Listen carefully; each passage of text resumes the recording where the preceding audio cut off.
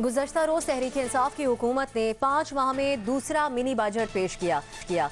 Mini budget 2019 में हुकूमत ने बैंक ट्रांजैक्शंस पर फाइलर्स के लिए विद होल्डिंग टैक्स खत्म करने और घर बनाने के लिए आवाम को कर्जे हसना फराहम करने के लिए 5 अरब रुपए मुख्तस करने की तजावीज़ दी हैं। नॉन फाइलर ज्यादा टैक्स देकर 1300 सीसी तक की गाड़ी ले सकेगा। छोटे शादी हॉल्स पर आए टैक्स 20,000 से कम करके 5,000 कर दिया गया है और न्यूज़ प्रिंट पर इंपोर्ट ड्यूटी पर मुकम्मल इस्तिस्ना का ऐलान किया गया है। इसके अलावा सस्ते मोबाइल फ़ोन्स पर टैक्स कम, जबकि दरामदी मोबाइल और सैटेलाइट फ़ोन पर सेल्स टैक्स की शरह में इजाफा किया गया है। इसी तमाम तर हुकूमती मुआशी तजावीज़ पर हमारा सवाल होगा अपने पैनल से। आज रिपोर्ट कार्ड का इस तरह से है। मिनी बजट 2019, हुकूमत का टैक्सेस में छूट और मराहत का ऐलान। क्या मिनी बजट से हुकूमत की मनफी मुआशी कारकर्दगी का तासुर दूर हो जाएगा, हाँ या नहीं? सबसे पहले हम चलेंगे हफीजुल्लाह नियाजी साहब की तरफ। नियाजी साहब, आप किस तरह देख रहे हैं इसको? पहली बात तो यह है जी कि अभी तक ये तय नहीं होगा ये मिनी बजट था या मुआशी रिफॉर्म्स थी, क्योंकि हुकूमत तासर ये देने की कोशिश कर रही है कि ये एक रिफॉर्म्स का पैकेज था। दूसरी बात यह कि बजट था तो ना तो इसमें यह बताया गया कि वो तखमीने जो आमदन के कराए जाते हैं कि ये हमारे आमदन के तखमीने हैं, ये हमने आमदन इतनी रेस करनी है, इतने हमारे अखराजात होंगे, ये हमारा फिस्कल डेफिसिट आएगा, उसके बारे में बात ही नहीं हुई।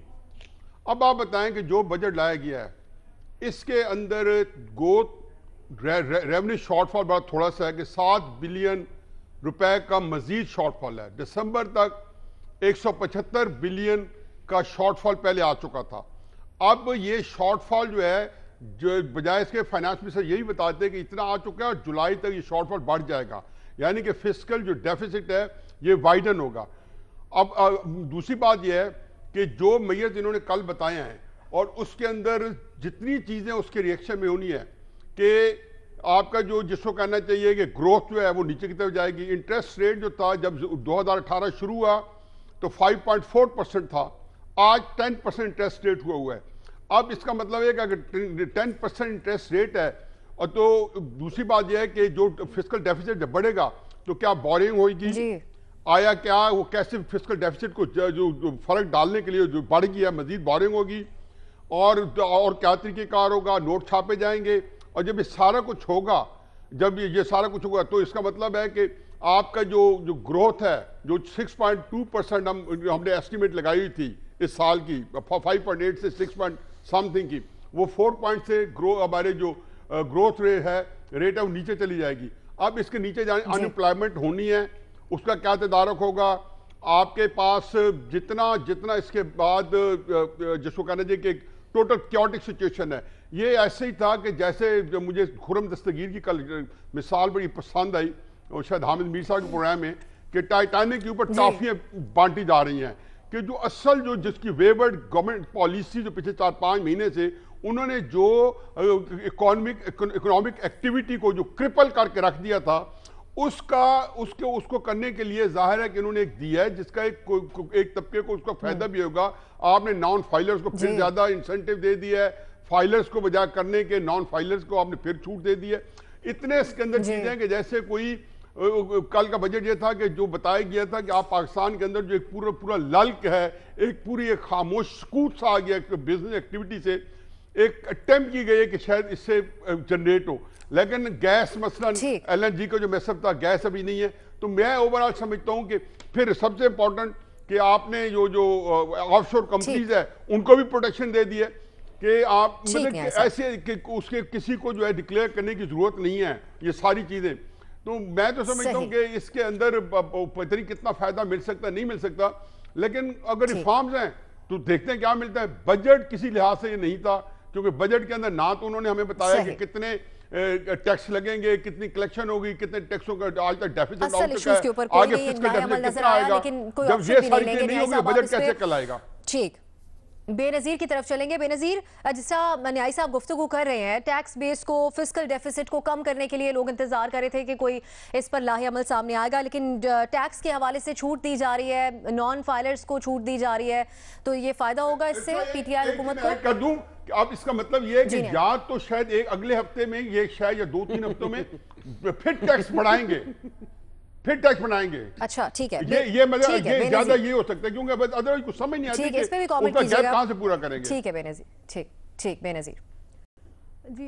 अब सर, एक तो आप जैसे कह रही थी कि मिनी बजट, एक तो 5 महीने बाद एक और मिनी बजट की क्या ज़रूरत थी, ये भी वैसे पीटीआई को वाजे करना चाहिए कि अभी एक मिनी बजट आया था, फिर एक और मिनी बजट, उसके बाद जून में इनका फेडरल बजट आना है। तो अगर आपका जून में फेडरल बजट आना है तो फिर इस मिनी बजट की ज़रूरत क्या थी, जो इन इफेक्ट होगा जुलाई से, 1 जुलाई से ये इन इफेक्ट होगा। तो फेडरल बजट जब आ रहा है तो फिर मिनी बजट की अभी क्या ज़रूरत थी।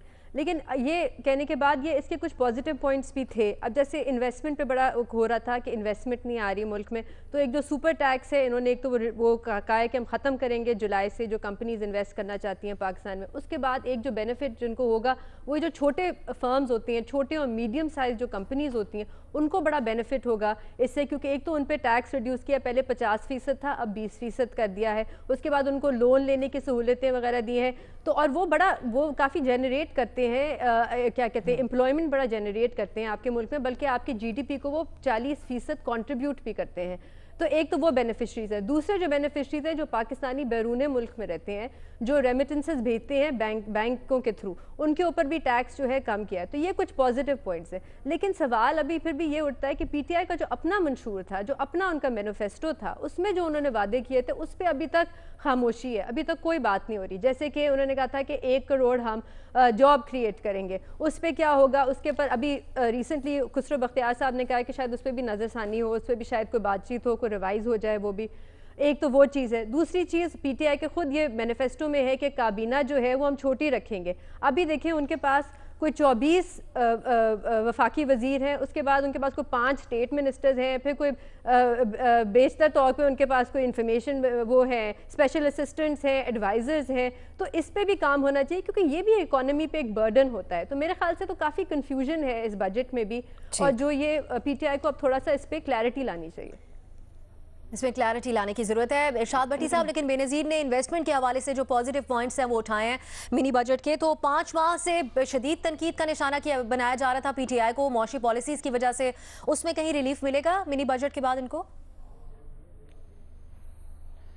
देखिए, पहली बात तो ये है कि ये ज़हनों में रहे कि भूखे नंगों और मकरूज़ों के रोज़ ही बजट होते हैं। ये अदादो शुमार का गोरख धंधा होता है, और तकरीरों की बात हकीकी ज़िंदगियों तक पहुँचते पहुँचते अल्लाह के फजल से ज़िंदगियाँ गुजर जाती हैं। दूसरी बात यह है कि अब इसमें क्या शक रह गया कि डॉलर महंगा हो गया है, रुपया सस्ता हो गया है, गैस बिजली के बिल बढ़ चुके हैं, महंगाई हो चुकी है। लेकिन अब मुझे हैरानगी ये है कि हमने तो सुना था कि 175 अरब का टैक्स फॉल है सिर्फ 5-6 महीनों में, 1000 अरब का रेवेन्यू शॉर्ट फॉल है इसमें पिछले 6 महीनों से, 15 अरब रोज़ाना हम खा रहे हैं और ज़र मुबादला में कमी हो रही है। और फिर जो पिछले 5 या 5-5.5 महीनों में जो कन्फ्यूजन और नालायकी नज़र आई, उसके होते हुए इस सारे मंजरनामे को देखते हुए मुझे ये हरगिज़ तवक्को नहीं थी कि एक मिनी बजट जिस तरह का होता है या जिस तरह की बातें की जाती हैं, पर फिर जो बजट आते ही टैक्स कलेक्शन के लिए, और इस बजट मिनी बजट के हवाले से जो बातें की जा रही थी, जितनी खौफनाक बातें की जा रही थी, उसके हवाले से मुझे ये तवक्को नहीं थी कि इतना बेहतर किस्म का ये बजट या ये रिलीफ पैकेज, इसको बजट नहीं कि रिलीफ पैकेज मैं तो समझता हूँ होना चाहिए। ज़री कर्जे पर टैक्स में कमी हुई है, ज़री आलात पर टैक्सेस में कमी हुई है, ये बड़ी बात है। आपका किसान रुल गया था, कर्जे हसना स्कीम आई है, टैक्स फाइलर्स के लिए विद होल्डिंग टैक्स ख़त्म कर दिया गया है, घरेलू सनतों के लिए रिलीफ है, कम आमदनी वाले अफराद को घर बनाने के लिए कर्जा दिया गया है, पावर सेक्टर के मुख्तलिफ शोबों में टैक्स में कमी आई है, कारपोरेट सेक्टर में बेहतरीज कमी आई है, और बहुत सारे। तो मौजूदा हालत में जो हमारे हालात चल रहे हैं, जिस तरह के हमारे हालात हैं, जो हमारी मईशत की हालत है, या जो पीर आला हजरत इसहाक डार रहमतुल्लाह अलैह छोड़कर चले गए हैं, या जिस तरह उन्होंने हमें छोड़ के गए थे, उसमें ये बड़ी अच्छी इन्होंने फाइनली कोई थोड़ा सा बेहतर की तरफ एक टर्न लिया है। कोई लगता है कि गाड़ी सड़क पर चढ़ी है, अच्छा, इनको बोल लेने दें, बोले जी, बोले 5% इकोनॉमी, मैं 9 की खबरों के बाद 4% इंटरेस्ट रेट, और जिसको कहना चाहिए 5.8% इकोनॉमी छोड़े गए थे ग्रोथ, और 325 बिलियन की इकोनॉमी पर दे के गए थे। अब बताएं इसमें क्या ऐड करना है, क्या सब्ट्रैक्ट करना है। इरशाद साहब को मुकम्मल करने दें न्याय साहब। ठीक ठीक, इरशाद साहब जी। नहीं, अगर कोई सख्त आई हुई है चीज तो एक मरतबा फिर चांस दे दें, ये ना रह ना जाए।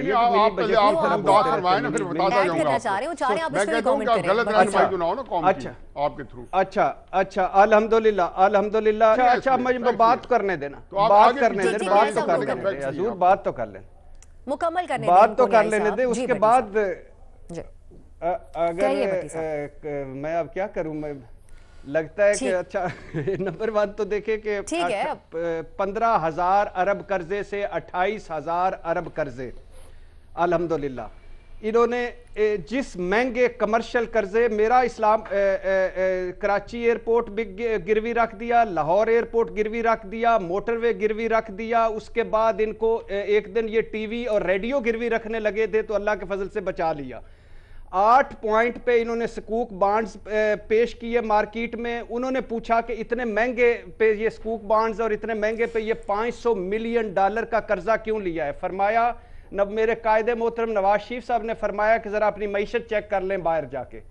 दूसरी बात यह है कि एक ये जो हम भुगत रहे हैं, इनकी इतने जराइम हैं इन साहब के कि 32 अरब चाहिए था ये नेशनल एक्शन प्लान की तरह, वो नहीं दिया चौधरी निसार को। 50 अरब उठा के मेट्रो को दे दिया, इधर से इस्लामाबाद का शहबाज शरीफ को। और इसके अलावा आप कोई महकमा देखें जो इसको 9 अरब डॉलर लगाए इन्होंने डॉलर को एक जगह कंट्रोल करने के लिए। फजिंग की इन्होंने, आदाद शुमार के माहिर थे, पुरानी हुकूमत की मुआशी पॉलिसी से आप कंपैरिजन कर रहे हैं और आप समझते हैं मुआशी फराड के माहिर थे हजूर।